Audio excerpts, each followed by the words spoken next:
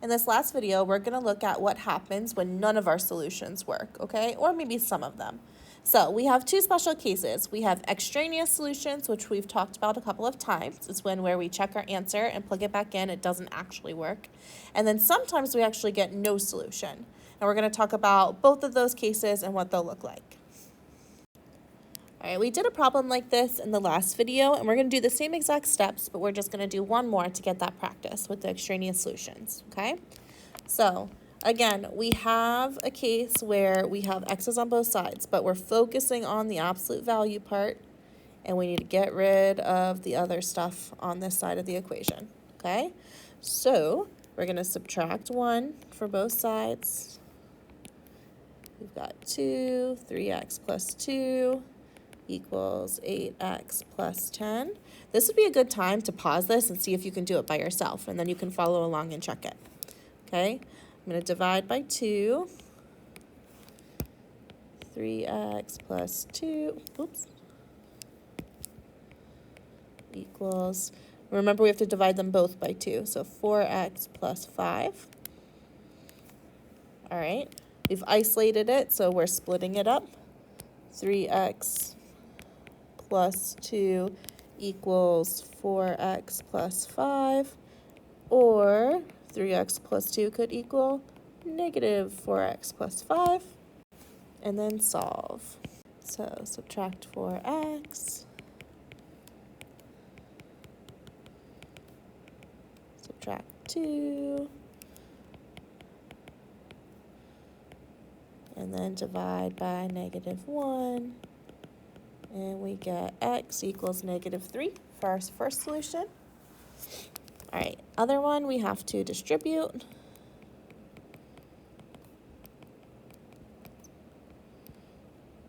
Add 4x to both sides. Subtract our 2. And divide. And we get x equals negative 1. All right, so we solve them both.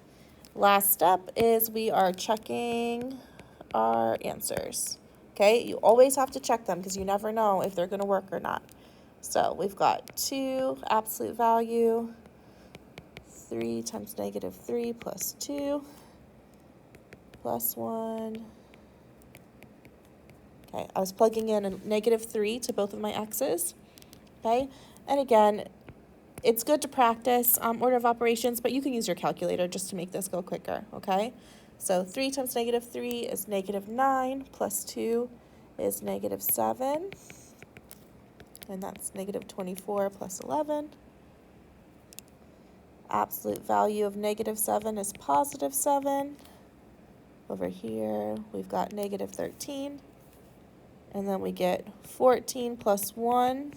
We can already see that that's not equal, right? If you want to finish it, you can. But that's definitely not equal. So if they're not equal, again, that's an extraneous solution. So that means x minus 3 is not actually a solution to this equation. Okay? Let's check our other one. So 2, 3 times negative 1 plus 2. And then negative 1 plus 11. Okay? So again, I'm just going to plug all of this in at once.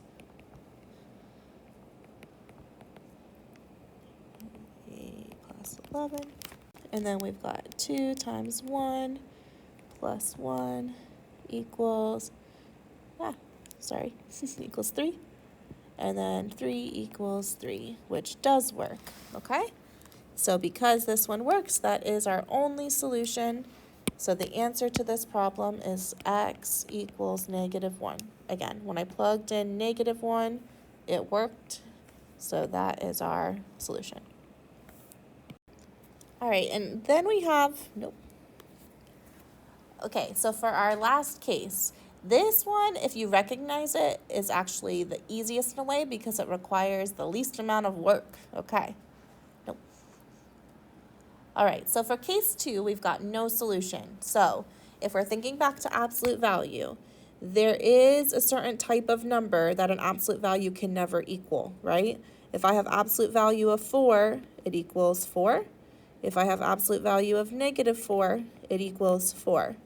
So is there anything I can plug in to an absolute value that would give me a negative answer? Hopefully you are saying no, okay? That doesn't happen. So that means if I do step 1, we always start with step 1 where we isolate our absolute value.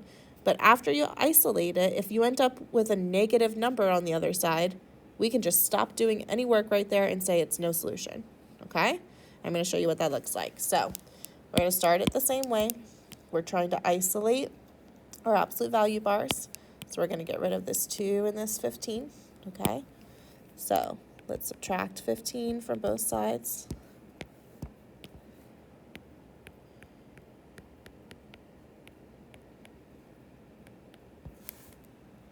And then get rid of the 2.